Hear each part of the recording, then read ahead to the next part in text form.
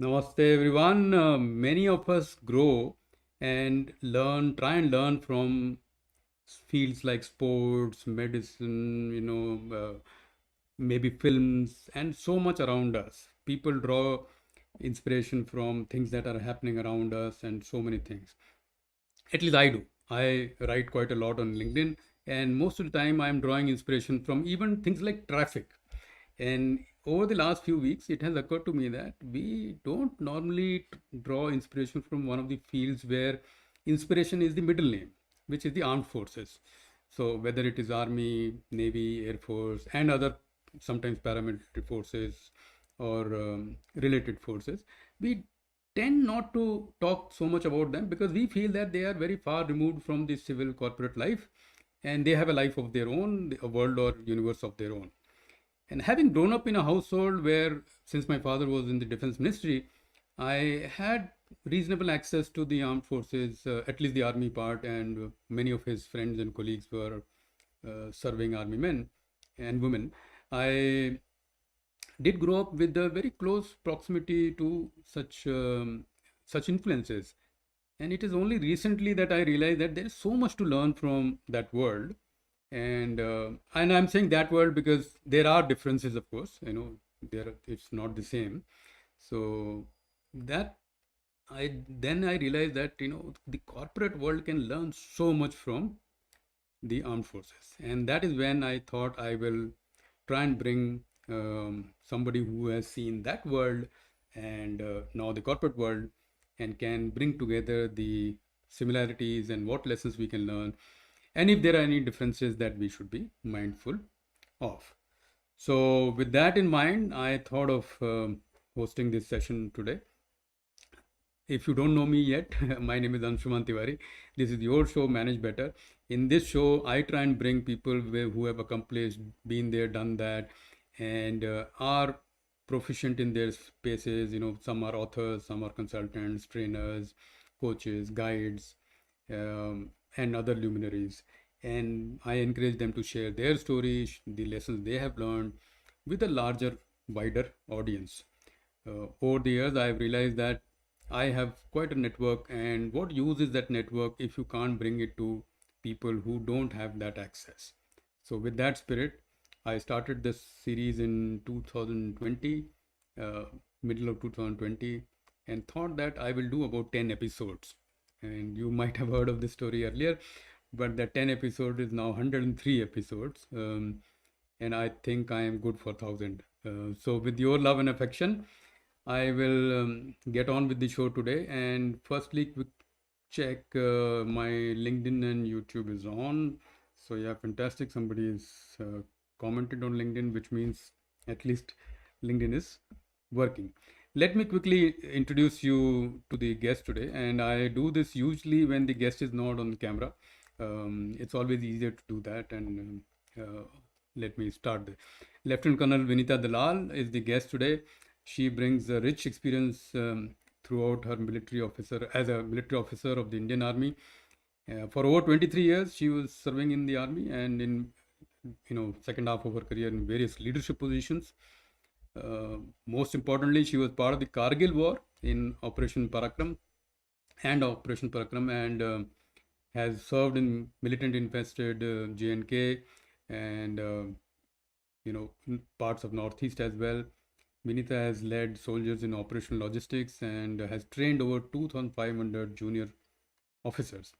As a director of the NCC, Vinita has impacted over 1,600 cadets and acquired expertise in the domain of motivation, team building, all the stuff that goes hand in hand with people in the armed forces.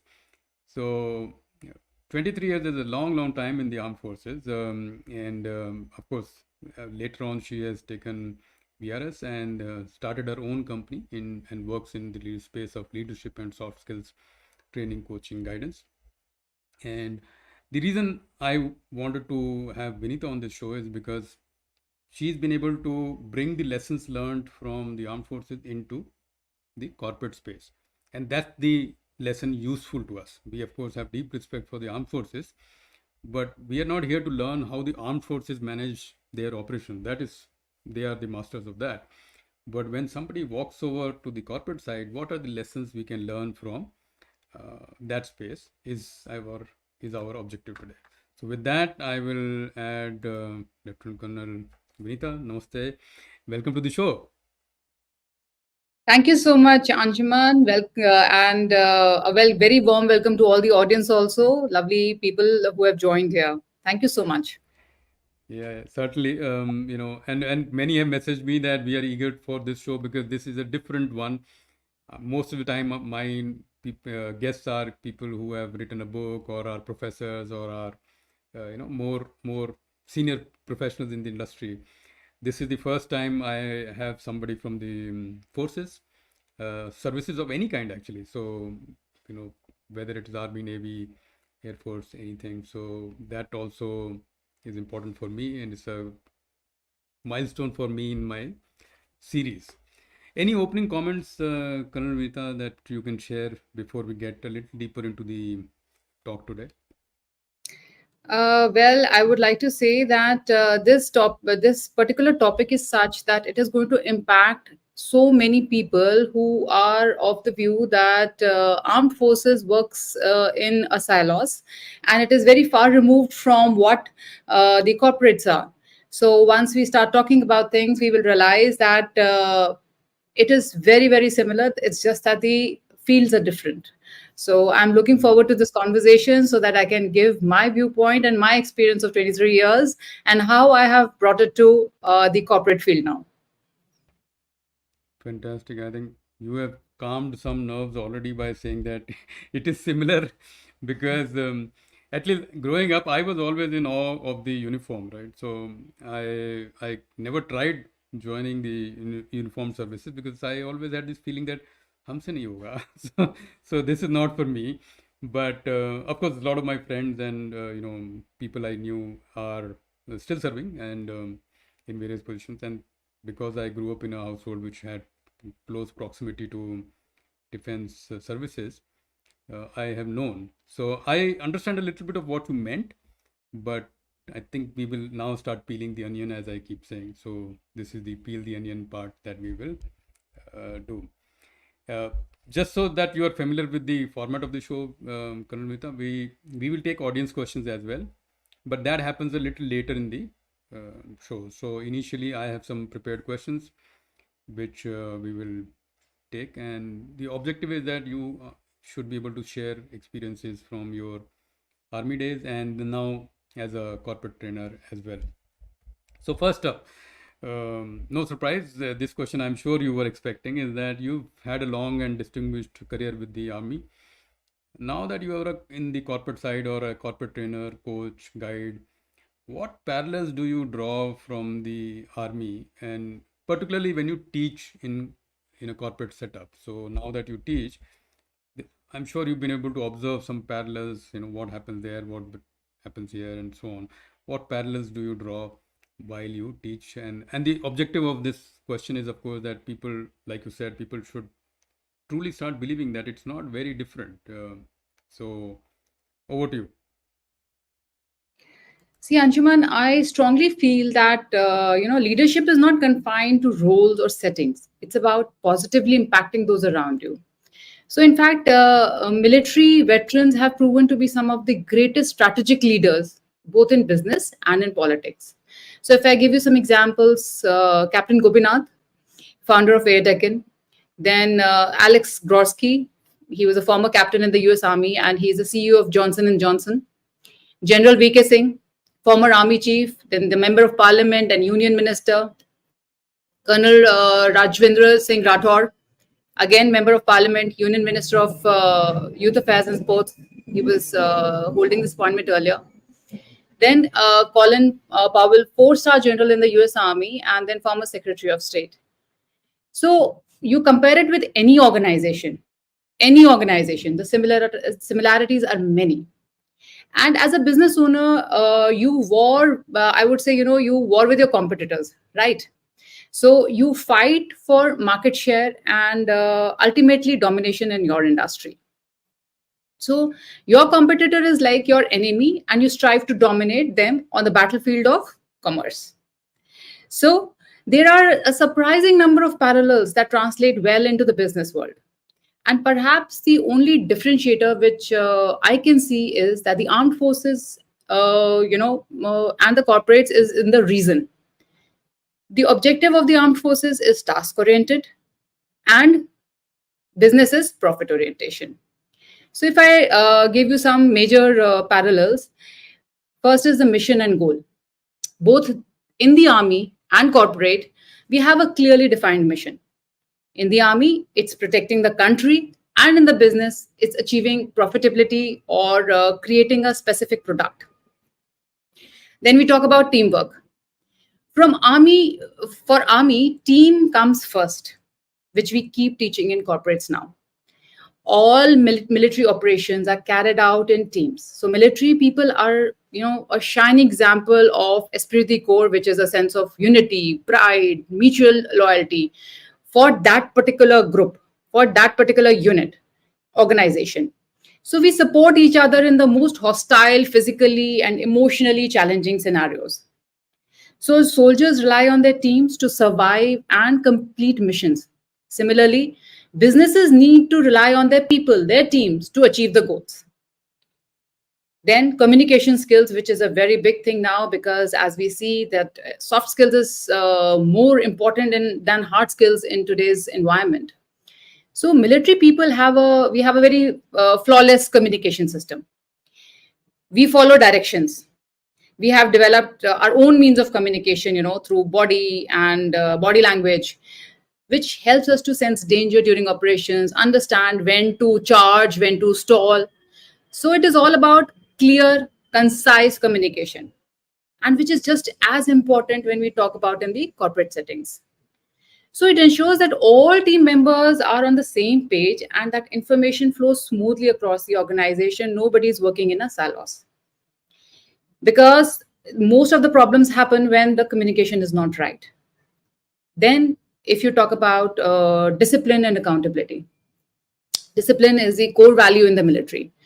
So, when you ensure that everyone adheres to protocols and maintains the high standards, so there is, one thing that you learn from military is accountability. So, from day one in training, you learn to be accountable for your actions, your team members, your superiors, your fellow officers, and anyone in between. So, as a member of one unit, we serve the same mission and purpose as our peers. And during active combat, that mission can be compromised if any one member of the team is not doing the part or playing that role. So, in corporate settings, if you see it, they also benefit from a disciplined approach. This leadership lesson can profoundly impact your work as a strategic leader in the corporate or even in the government world. Accountability, discipline. If these two characteristics are there in any organization, it is bound to flourish. And of course, in this VUCA world that we are living in, crisis management and adaptability. The military thrives on being adaptable to ever changing situations. What we talk on corporate lingo, change management. The business world is no different. Soldiers are trained to remain calm and make quick, effective decisions in crisis situations. So, companies also often face crises, whether it is financial or operational. So, when you train your employees to manage stress and adapt to changing circumstances, that is invaluable. So, in both the settings, the fundamentals remain the same, and the only change, that is the environment that you're operating in. So the parallels are many, similarities are many. So as I always say that the environment changes and the reason changes. I think that's the only thing. Over to I you, think Anshu. that's really well said. I was glued on to the discipline and accountability part because you are actually fairly right. If we strip the whole context, then discipline is required, of course, in both. Maybe a little bit more in army because, of course, there is very high stakes, and but beyond a point, even in corporate, there are very high stakes because maybe life is not in danger usually, but billions of dollars might be, and in some situations, it could be the life of the company also. So I understand that. And I'm glad that you narrowed it down to this and the fact around the profit orientation being different, of course, with the army or armed forces of any nature. Profit orientation is never the objective. Really well said. That actually sets the tone for the whole session. There are quite a few messages in the show, Kanalvita. So I will select one which is very dear to me. And Dr. Shalini Lal. Dr. Shalini Lal, not many know that Dr. Shalini Lal's show, which is the Future of Work show, is the reason I was able to start this series. So she's in a way Dronacharya for me in that sense. She never accepts these compliments from me, but I'm doing this publicly today. If anybody who's watching this live or will watch the recording later doesn't know Shalini Lal and doesn't follow, you should.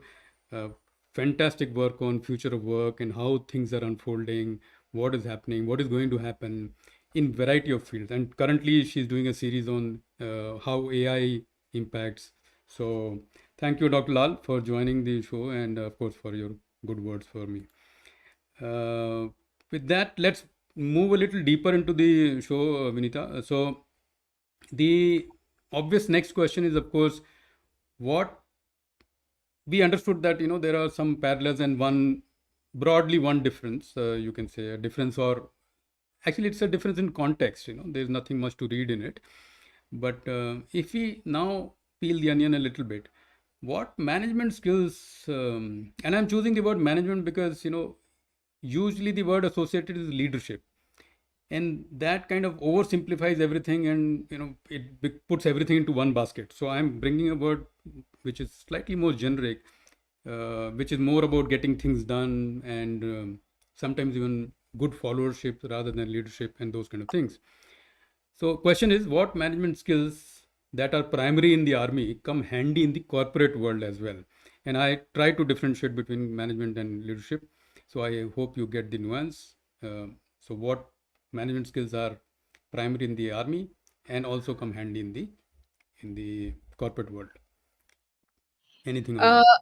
yes. See, Anshuman, I am a strong believer of the fact that there is no better school to learn management or leadership than the military. Here we are managing millions of inventory. We are managing such a huge army, and everything is going tickety. Everything is going as per it should go. And that is why Indian Army is one of the most respected armies in the world. So the management lessons that you draw from here can not be better than any other B school, I feel. Again, the context is different. But when you use these same principles, you will see that you are able to apply the very same ones in the corporate world as well, and with very good effect. So, if I talk about few of the skills, first one is ownership. So the feeling of ownership comes naturally in the army, because we create a situation where a person is proud of his paltan, his company, his battalion. So in the army, we have various activities, like sports and competitive events, which which build pride in one's own regiment. And officers and their men also intermingle freely at parties during celebrations. So the communication between an officer, a commanding officer, and a soldier takes place at a very personal level also. So, and also for the first year or so, officers are told to observe and absorb. This ensures that they understand their environment and comrades closely before they can become mature enough to form opinions about them. So, when the lesson you can draw from this is that you reinforce pride in the organization through fair and equal treatment. It is important for the administration to reach out to every person instead of the other way around. So only then, you could, he or she would want to work with you. So this is a kind of a culture that you inculcate in your organization, where you take ownership of each and every task that is assigned to you. When you take ownership, when you are grateful for the tree that nurtures you, you know, that is a time, combined effort, the organization will grow. It will achieve its results. Second, very important is Diversity. As in the army, see, bravery has no religion, caste, or color. Indian Armed Forces, we are stalwarts for promoting equality amongst diversity. We save lives of hundreds of people without even thinking of caste, creed, color, religion, orientation, whatever. So, this is one force multiplier aspect which the corporates can imbibe to create a happy workplace. I don't know very whether a lot of people know about this or not. In the army, we have a Sarv Dharm Sthal. So that Sarv Dharm Sthal is the religious place of all religions is at one place. We Correct. celebrate Yeah. everything, right from Eid to Christmas to Diwali to Gurpurab, everything. And our only religion is army. So if when you have this kind of a diversity, when you embrace this kind of a diversity, and also we have a lot of civilian workforce working in the army. So we have women, a lot of women also working in the army. And now, of course, as women officers and women soldiers, it is inclusivity and diversity. Best example of that. That is something the corporates can, learn. Then, of course, grooming subordinates. See, this is a responsibility of a leader. And the military invests significantly in the development of its people as their success is intertwined with the mission success. So the principle transferable to any organizational setting cultivates, a culture of constant improvement. A leader's investment in grooming subordinates ensures that the management mission thrives, or the management in the context of corporate thrives, even in their absence. So we have this concept of senior subaltern or buddy pairing, which we call mentorship. And we have a very robust system. If I talk in the corporate lingo, we have a very robust system of onboarding. So that is what needs to be, replicated or learned from the army. Where if you have a very robust system of onboarding, you will have that employee retention will improve. Then, of course, decision making under pressure. That is, we qualify in that military leaders, we are constantly making crucial choices with incomplete information and under time constraints. This directly translates to the corporate world, where managers face deadlines, resource limitations, ever-changing market conditions. That is there. Then, of course, as leaders, I keep teaching in my corporate sessions and my one-on-one coaching that don't just give orders. With as leaders, you need to mix around, mingle with your employees, your teams, to know what is happening, to feel the vibe, what is happening in the unit or in the corporate setting. So, this in the army, it translates to be having Sanic Sammelans or informal interactions, or leaders just walking into the, area where the troops are working, and the lines where the men are staying. Simply talk and listen without giving them directives. They would ask strategic questions, like what resources they need to be effective, what would also inquire about the families and work conditions. I feel executives too should visit with employees in this way to maximize on human potential. So routinely circulate among staff in their environment. Show empathy. In the army, you see, the man is as important as the mission. So empathy towards team member earns their trust, and that is a game changer in testing times.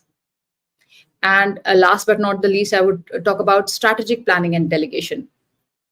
So soldiers don't win battles through individual heroics. It's all a team effort. So it takes a well coordinated plan with clear delegation of tasks. We always have a plan A, we always have a plan B, we always have a plan C. So the same is true in business. Effective delegation in business helps in distributing workloads, empowering employees, and focusing on your strategic priorities. So it is absolutely similar. It is just that how it you can use it same way in the different format. Over to you, Anshman. Really well said, Karan. And I think as you were speaking, I was, at some point smiling a lot because I could actually visually see, and I've spent my entire career in corporate lives, and as a consultant at some point I had access to multiple clients, so I could at the same time see multiple cultures play out as well. Of course, for some years I've been, yeah, employed in the same organization. But one thing you said, this walking around, what is also called management by walking around, or MBWA, which was originally conceptualized by Peter Drucker, the great management guru. He often did refer to the armed forces and said that, this is something we can learn, because walking around, giving a pat on the back of the soldier, or just a glance that good work, or those kind of things, this does not really happen as much as it should in corporate life. Everybody is overly guarded, whereas in a place where you might expect people to be overly guarded, they are actually more open, which is the armed forces. So I think that breaks a little bit of a myth in that sense. While we will jump into some questions now, Kananvita, but one important question. Couple of people have asked about the recording for this show, and they had to leave in some time. So this is for everybody. This show is available on YouTube and LinkedIn on my handle forever, right? So it is always there. The recording is on the same link. If you join the link using a link, you can join it again using the same link and watch the recording. Those who are interested in previous episodes can note down this address on YouTube at the rate manage slash or hyphen better. You will be able to access the previous videos of the series. This is to answer a couple of people who had questions about recording and previous sessions. So moving on now to, so for some reason the questions are not appearing in my studio, the dashboard. So I will read it from the stream that I have. So because Dhal is asking, in some countries, military training, his question is slightly different, but I am paraphrasing. In some countries, military training is a must. Should we adopt that in our country?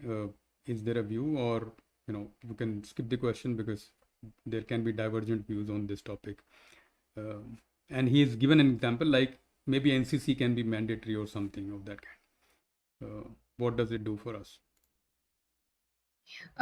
It's a very pertinent question, Anshuman. See, I have been director in NCC training for 5 years.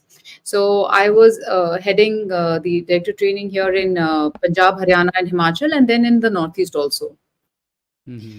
So the college students who come there, who are part of NCC, there's a clear demarcation between those who are in NCC and the ones who have not taken up this. The discipline, the sense, the pride, with which they talk, which they enter the room, the body language, what we teach people out here, in the corporate, where people are taking sessions from me about body language, about that executive presence, that X factor. All of this comes naturally when you are in a, you have taken a, in the, what would I say, if you have preferred to take NCC. So yes, those initial stages, if NCC is there, that is a good option for everybody to join in, and of course, it gives you tons of benefits also later. There is a clear demarcation. The person is very confident in public speaking. The person's walk changes, the style, the body language changes, and they're so confident in themselves. And so many of them from there had entered armed forces also, and they cleared IS exams also. So this is something which gives you lots of discipline. It gives you that sense Yeah. of discipline. It gives you that sense of pride. So that, of course, is an excellent way to join. There you go. Because your question, of course, Kanalmita and I are in no position to mandate this, but if you wanted a view, then of course her clear view with experience in as a trainer for NCC or a director for the NCC Academy, she of course believes this. Quickly moving to one more related question, and then we will jump a little bit more into my prepared questions. This is Anand Vaishampayan. Anand, again, apologies. I'm unable to present your question on screen for some reason. There is some small glitch with StreamYard today. But Anand Vaishampayan, Karan Vita, is a career coach, and he helps a lot of people move into new careers, different careers. So that's the context to his question. His question is, do transitioning veterans face any challenges in terms of acceptance by non-veterans in the corporate world? And since you've seen this life, you would have known, what can we do to make this transition smoother?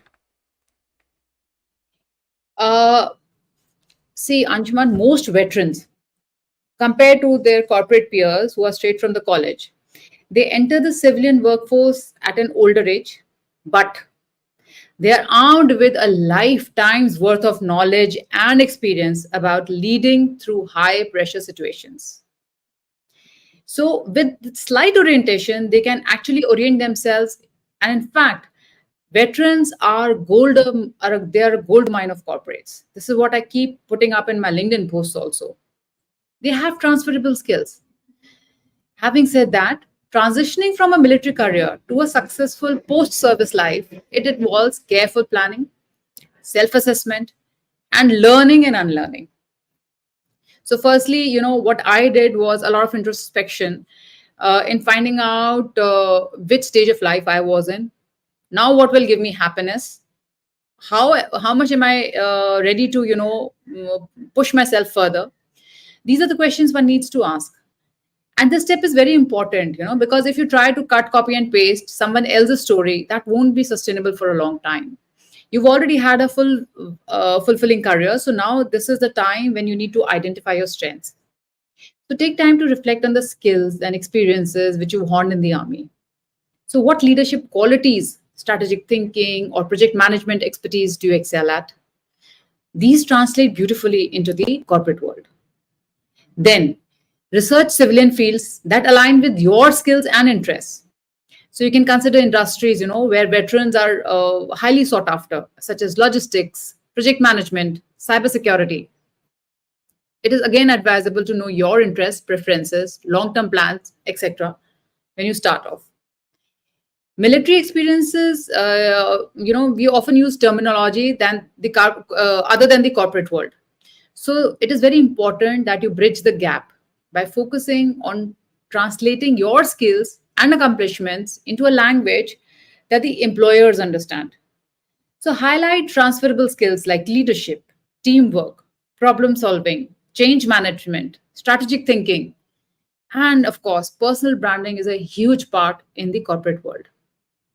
So learn the art of articulating your experiences and traits. You must be able to, confidently and concisely explain how and why your experiences are relevant and what skills and talents that you have to offer are relevant to the company and the role that you're applying for. And that with that we come to the target, resume and your cover letter. So here it is very important that you tailor your resume and cover letter to highlight military achievements relevant to that specific job you're applying for only. So focus on achievements, not just duties. That you were, a company commander or a sub depot commander, and you were a CO here, and you commanded this battalion. You had the higher command. You did HTMC. No, just focus on the achievement part of it. Quantify your accomplishments in the army.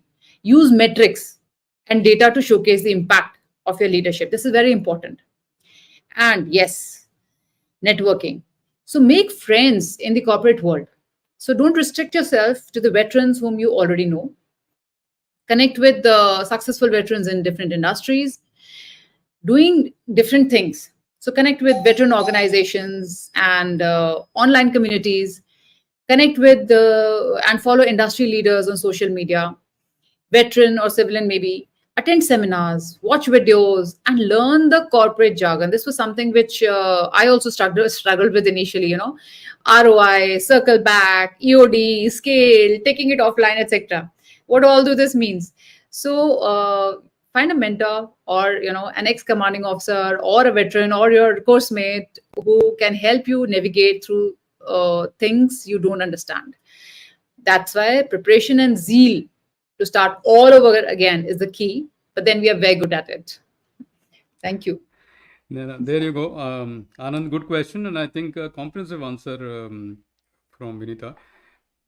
What, of course, is I caught as a somebody who's listening from a non armed forces background is that, and this is true for all of us as well.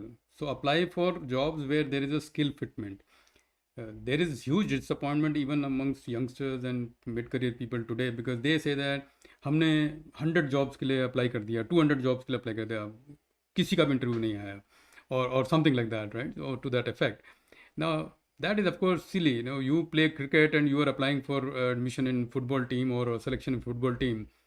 You will not get a invite or even a interview call.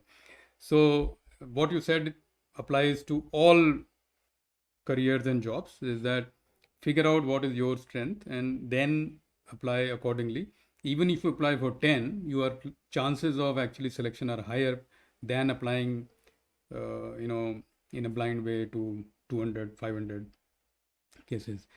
Okay, so while we are at questions, I had one question, slightly provocative question, Vinita.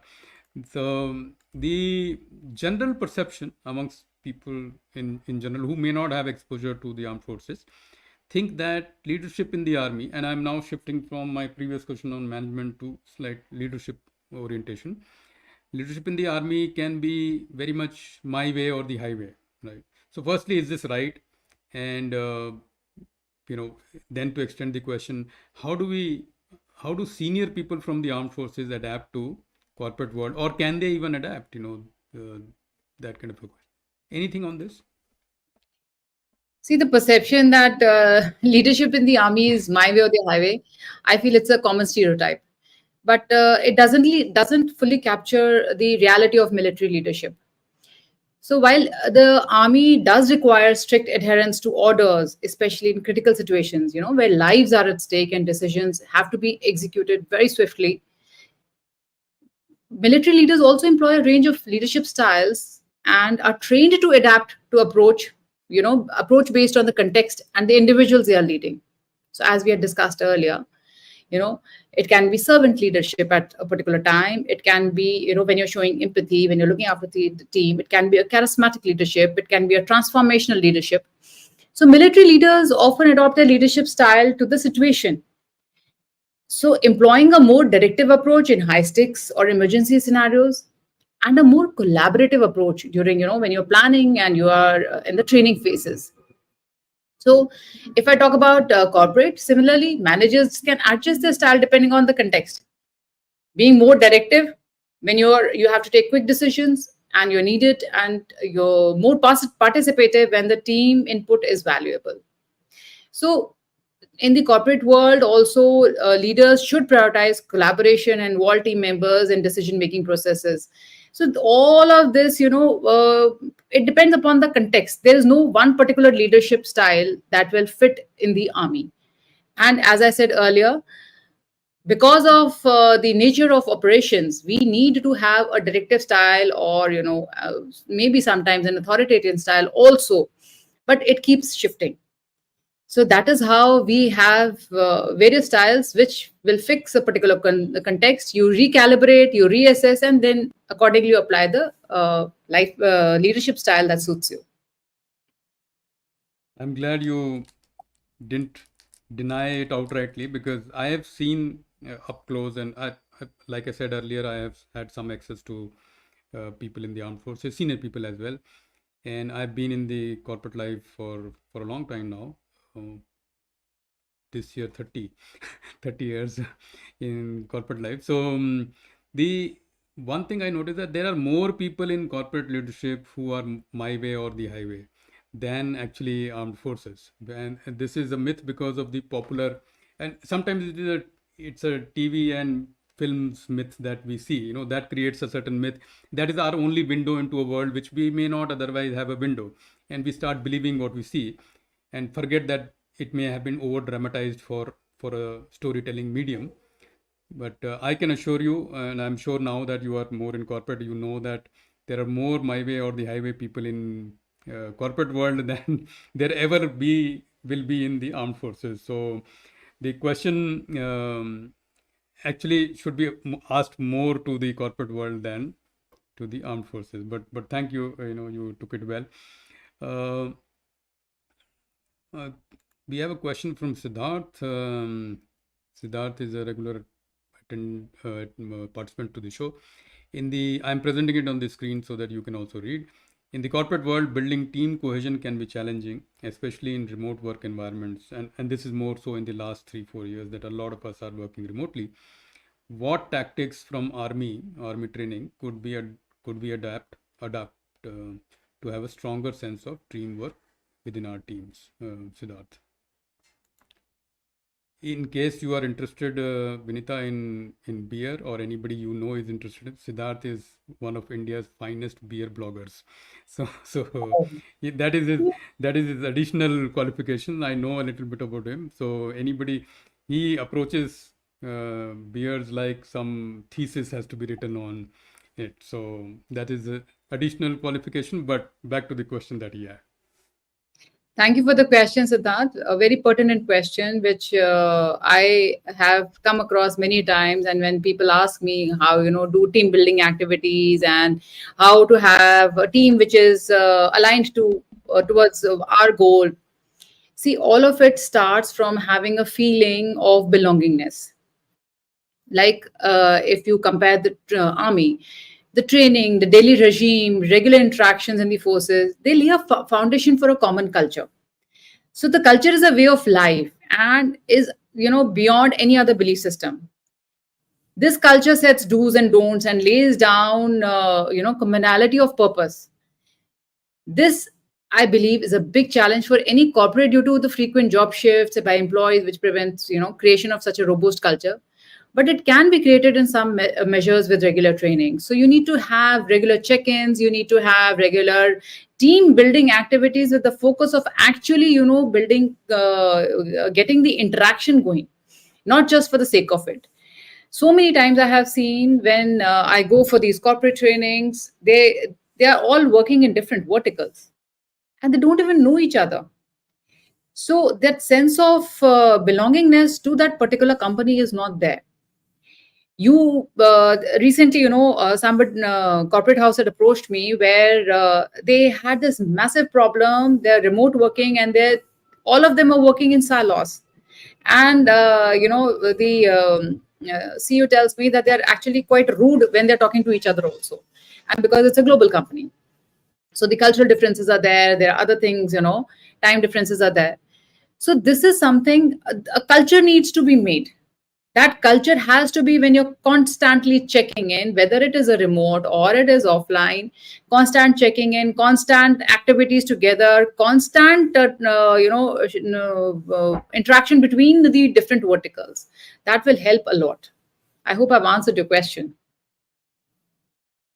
Yeah, I'm sure. I think that was the intention. And having been in corporate and been in team leadership situations for a while, Vinita, I completely relate to this, that the fundamentals remain the same. You have to genuinely believe in your people. You have to make an effort to understand what they are thinking, what they are feeling. Nobody gives up their life in a metaphorical sense for you just because they work for you. There has to be some connection as well. And in the armed forces, of course, there is a lot of opportunity to create this uh, connection because you live together in many ways, right? So you are living in in during training and in combat situations or in postings. So sometimes you spend a lot of time together, so which is similar to maybe sports teams during training seasons where they actually are living together, and that creates gives more opportunity. Maybe in corporate life that opportunity is limited, but we are working together every day, so 8 to 10 hours, and in some companies even more, we get together. So yes, that opportunity is there, certainly. We also, um, sure, if I may interrupt you, Anshuman, I also feel, sure. that just and fair treatment, that this is also one single Hmm. most important aspect which builds trust. It ensures acceptance, of the leader and enhances the team performance. Then there's no bickering, the dissatisfaction is less. So that is also one very important thing when you are talking about team building. Yeah, fantastic. So quickly to the audience, we are in the last 5 to 10 minutes of the show. So if you had a compelling question and you wanted it to be the last question to be asked, this is your opportunity. There will be no further opportunity. There were 4 or 5 other questions, Vinita, which broadly you have answered, so I have not picked them. Siddharth's question was slightly different, and I think earlier Vikas's question was slightly different, so I included them. There's a comment from Vinay, which is a very interesting comment, Vinay Jha. He's commenting about people at the top in both army and corporate actually delivering, right? So when you deliver, you get to the top, and that is a key similarity in some ways. Thank you, Vinay, for your question, rather comment. So little bit more about the work that you are doing these days, Kanamita. So you, of course, I have already introduced that you do train and coach and guide, counsel. But if somebody from this audience now, live or later on, wants to reach out to you for any kind of input, what kind of services do you offer and how can they reach out to you? Yes, I'm using my these 23 years plus of experience, and I have been in the space of training and coaching for good about 2.5 years now. And my clientels have been like NTPC, Gale, and if I talk about campus to corporate, I have been going to BITS Pilani and then BVMR and other major institutes. So I do campus to corporate too. I also do one-on-one trainings, and I also go for corporate trainings. So anybody who's wanting to reach out to me, please DM. My email ID is also on my LinkedIn profile. You can either mail me or you can DM me. And So I'm best is into to all reach out. the big, yes, big umbrella of soft skills. I'm this thing covering all the topics what you can think of. And in fact, I have a lot of one-on-one clients who are women leaders, and how to be assertive in the male-dominated work culture, and how to put a point across. These are the things which because I am from the one of the first few batches of the Indian Army, so I have seen it, been there, done it. So with my experience, I'm able to guide them. Actually, I was about to ask because if you have served 23 years and you've been out for about 3 4 years. I was trying to think maybe it was probably the third or fourth batch or one of the early batches that would have been there. I got commissioned Wealth of in experience. 90. Yes, I got 98. commissioned in 98, Hanji. So Uh, uh, I got commissioned in 98, and since then, and in fact, Anshuman, when I got commissioned, that was a time for very many years. In fact, I used to be the only woman officer in the entire battalion, an entire I am thing. sure. So, but the culture was such that I never felt out of place.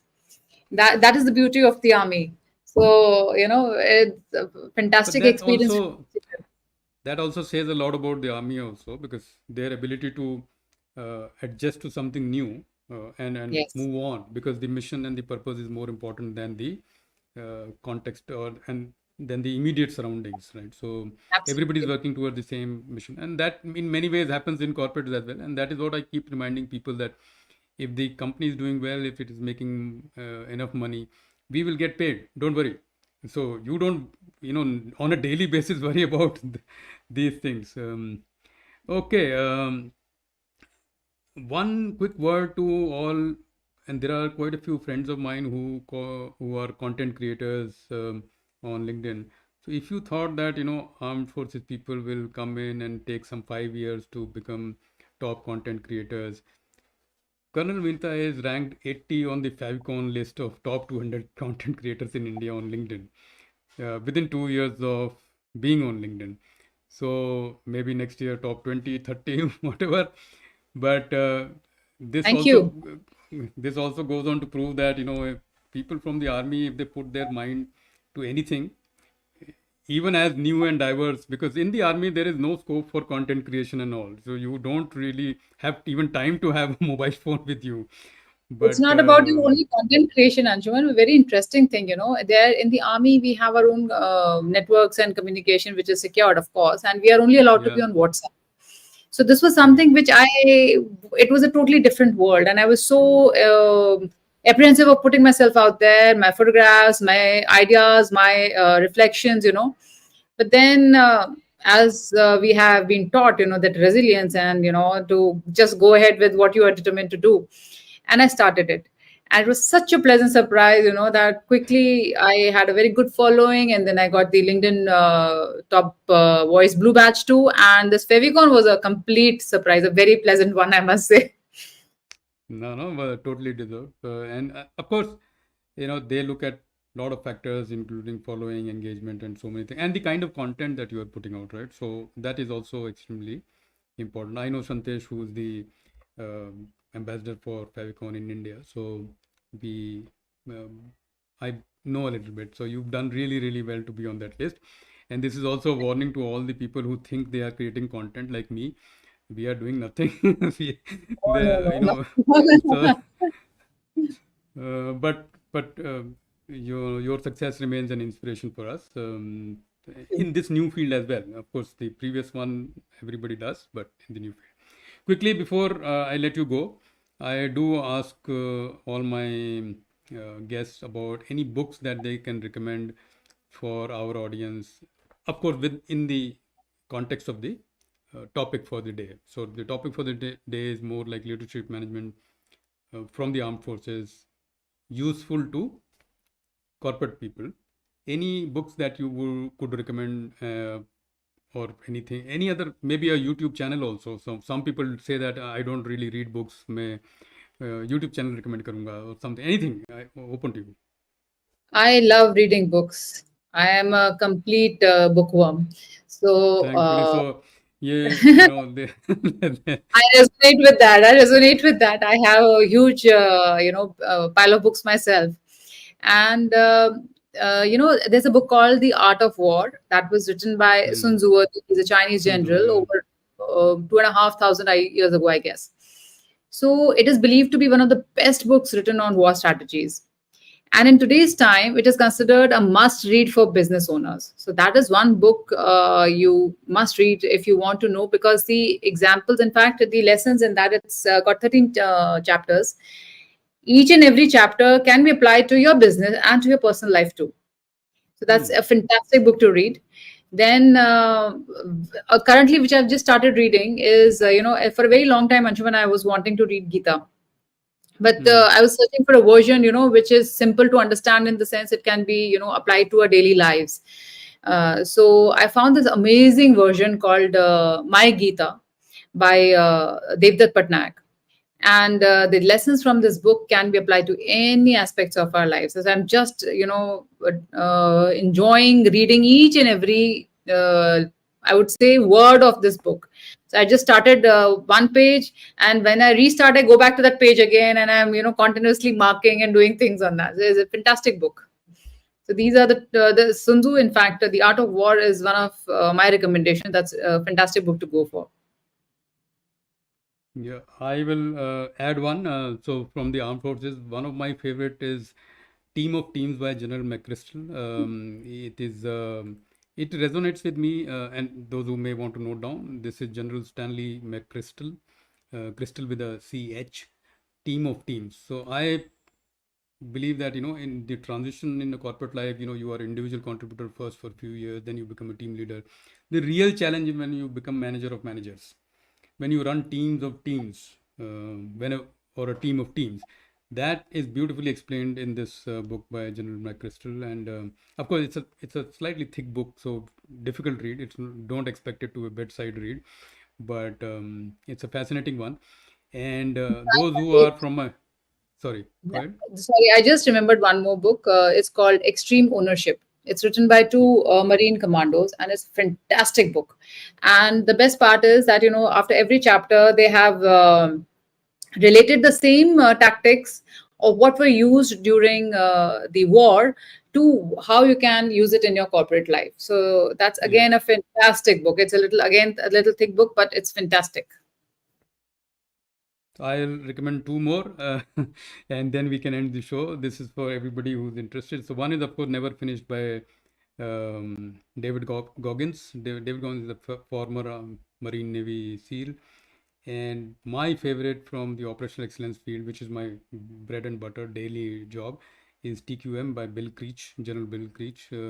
he for the first time explained how quality management operates in the uh, in broadly government services. Though he was coming from an armed forces background, he explained it more in a government services format. And at that time, surprise, surprise, the US government was the highest consumer of quality management services in the US. So, which is something I keep reminding everybody that, that is the importance quality should have. And it is my life's mission to continue to try and make that. Okay, so we are almost at the end of the session. Any parting comments, Colonel Vinita, for our audience? It is, I would request all the HRs and the CEOs, CXOs here, whosoever is listening. Again, I would say corporates, please listen. The veterans are a gold mine for you. They are a trained force with amazingly good transferable skills. So, this is my message to everybody. And for my veteran brothers and sisters, it's just a change of context. It's just a little bit of a reorientation that you require, and you will excel in this field too. Thank you. No, no, thank you very much. Well said. And as we end the show, thank you very much for giving us the time and your wisdom and experience, and really breaking this myth that armed forces is a separate world. It is not.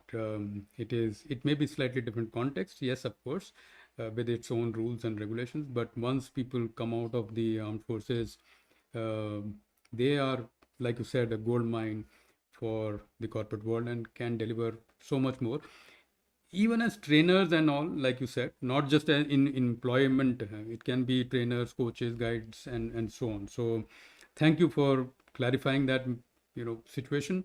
And to my audience, thank you for showing up once again. Very soon, another 2 weeks or so, I am spacing these shows now to 2 weeks instead of every week, and a little bit tied up with work. And in maybe July or August, we will revert to weekly. So thank you very much. I will end the stream right now. Bye bye. Thank you so much. Jai Hind. Jai Hind.